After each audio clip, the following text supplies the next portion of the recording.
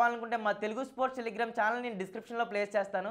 ఎవరైనా జాయిన్ అవ్వని వాళ్ళంటే వెంటనే వెళ్ళి జాయిన్ అయిపోండి. మీకు అక్కడ అన్ని అప్డేట్స్ అందుబాటులో ఉంటాయి. ఈసారి ఐపీఎల్ బాగా అన్ప్రిడిక్టబుల్గా జరుగుతుంది భయ్య. టాప్ టీమ్స్గా ఉంటాయనుకున్నవి కాస్త పాయింట్ టేబుల్లో డౌన్లో ఉన్నాయి. ఎంఐ, ఎస్ఆర్ఎస్, సిఎస్కే ఈ మూడు టీమ్స్ మీద చాలా అంచనాలు ఉన్నాయి ఫ్యాన్స్కి. బట్ పర్ఫార్మెన్స్ విషయంలో ఈ మూడు టీమ్స్ కూడా చాలా డిసప్పాయింట్ చేస్తున్నాయని చెప్పాలి. ఈ మూడు టీమ్స్ చూడండి ఎంత యూనిఫామ్గా ఉన్నాయో. 5 మ్యాచెస్లో ఒకే ఒక్క మ్యాచ్ విన్ అయ్యాయి, 4 మ్యాచ్లు ఓడిపోయాయి. అందుకే పాయింట్స్ టేబుల్లో 8, 9 అండ్ 10 ప్లేస్లో అలా ఫిక్స్ అయిపోయాయి. ఇక ఆర్సీబీ, పంజాబ్ కింగ్స్, డీసీ ఈ మూడు టీమ్స్ మీద పెద్దగా అంచనాలు లేవు. బట్ ఈ టీమ్స్ సూపర్ కన్సిస్టెంట్గా ఉన్నాయి. ముఖ్యంగా ఆర్సీబీ, డీసీ. ఇది వరకు ఈ మూడు టీమ్స్ ఎలా ఉండేదంటే చేతిలోకి వచ్చిన మ్యాచ్ చేతిలో ఓడిపోయేవారు. కానీ ఈసారి ఐపీఎల్లో ఓడిపోవాల్సిన మ్యాచ్లు కూడా గెలిచేస్తున్నారు.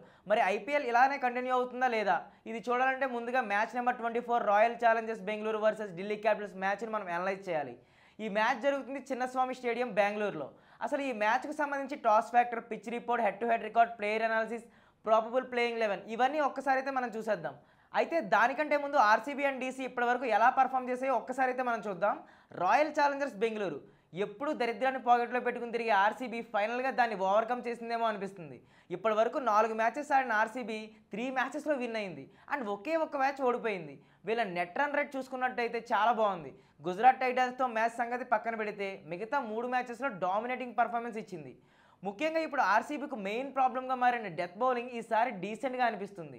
అలాగే డీసీ ఇప్పటి వరకు ఒక్క లాస్ కూడా లేని టీం ఏదైనా ఉంది అంటే అది ఢిల్లీ క్యాపిటల్స్ అని చెప్పాలి. ఈ సీజన్ స్టార్ట్ అవ్వకముందు ఎవరూ ఎక్స్పెక్ట్ చేయలేదు ఢిల్లీ క్యాపిటల్స్ ఈ రేంజ్లో పర్ఫామ్ చేస్తుందని. బట్ వాళ్ళకు మొత్తానికి ఈ సీజన్ కలిసి వస్తుందని చెప్పొచ్చు. విశాఖపట్నంలో 2 మ్యాచెస్ గెలిచింది. చెన్నై వెళ్ళి సిఎస్కే కోటగోడలను బద్దలు కొట్టింది. ఇప్పుడు బెంగళూరులో మ్యాచ్ కూడా రెడీ అయింది. మరి డామినేట్ చేస్తున్న ఆర్సీబీ గెలుస్తుందా లేక ఒక్క మ్యాచ్ కూడా ఓడిపోయిన డీసీ మరో విన్ తన ఖాతాలో రిజిస్టర్ చేసుకుందో చూద్దాం. ముందే చెప్పాను కదా ఆర్సీబీ వర్సెస్ డీసీ మ్యాచ్ జరిగేది బెంగళూరులో. ఈ ఐపీఎల్లో ఇది second match. RCB versus GT match ఎలా జరిగిందో మనం చూసాం. ఆర్సీబీని కంప్లీట్గా డామినేట్ చేసింది జీటీ. 18 ఓవర్స్లోనే 170 టార్గెట్ని చేసింది. సో దీన్ని బట్టి ఒక్క విషయం అయితే క్లియర్, చిన్నస్వామి పిచ్ ఏం మారలేదు, బ్యాటింగ్ కంప్లీట్ ఫేవర్గా ఉంది. ఇప్పుడు ఇక్కడ ఒకసారి గ్రౌండ్ స్టాటిస్టిక్స్ ఎలా ఉన్నాయో ఒకసారి అయితే మనం చూద్దాం. ఇప్పటి వరకు ఈ గ్రౌండ్లో టోటల్గా 96 మ్యాచెస్ జరిగాయి. బ్యాటింగ్ ఫస్ట్ చేసిన టీం 41 మ్యాచెస్లో విన్ అయితే బ్యాటింగ్ సెకండ్ చేసిన టీం 51 మ్యాచెస్లో విన్ అయింది. అలాగే టాస్ విన్ అయిన టీం 51 మ్యాచెస్లో విన్ అయితే టాస్ లూజ్ అయిన టీం 41 మ్యాచెస్లో విన్ అయ్యాయి. టోటల్గా 4 మ్యాచెస్లో ఎలాంటి రిజల్ట్ అయితే రాలేదు. ఈ డేటా చూస్తే ఒక్క విషయం అయితే క్లియర్గా మనకు అర్థమవుతుంది, ఎక్కువ రిస్క్ తీసుకోకుండా టాస్ గెలిచిన టీం బౌలింగ్ తీసుకుంటే best. Ground statistics and pitch report చూస్తాం కాబట్టి ఇప్పుడు ఒక్కసారి RCB and DC head to head record అయితే ఒకసారి మనం చూద్దాం. ఆర్సీబీ అండ్ డీసీ ఇప్పటివరకు 31 మ్యాచెస్ క్లాష్ అయ్యాయి అండ్ ఇందులో ఆర్సీబీ 19 టైమ్స్ విన్ అయితే డీసీ కేవలం 11 టైమ్స్ మాత్రమే విన్ అయింది. ఇక్కడ ఆర్సీబీ డామినేషన్ మనం చూడొచ్చు. ఒక్క మ్యాచ్కు రిజల్ట్ అయితే రాలేదు. ఇక్కడ ఆర్సీబీ హైయెస్ట్ స్కోర్ వచ్చేసి 215 రన్స్ అండ్ లోయెస్ట్ స్కోర్ వచ్చేసి 137 runs.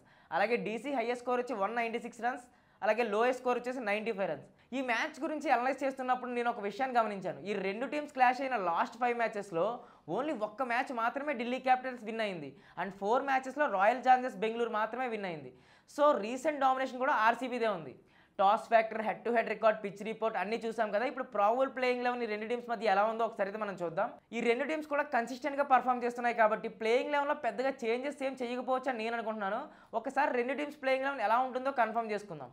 RCB playing 11 Virat Kohli, Phil Salt, Devdutt Padikkal, Rajat Patidar, Liam Livingstone, Jitesh Sharma, Tim David, Krunal Pandya, Bhuvneshwar Kumar, Hazlewood, Yash Dayal. Impact బౌలర్గా సుయాష్ శర్మ వస్తాడు.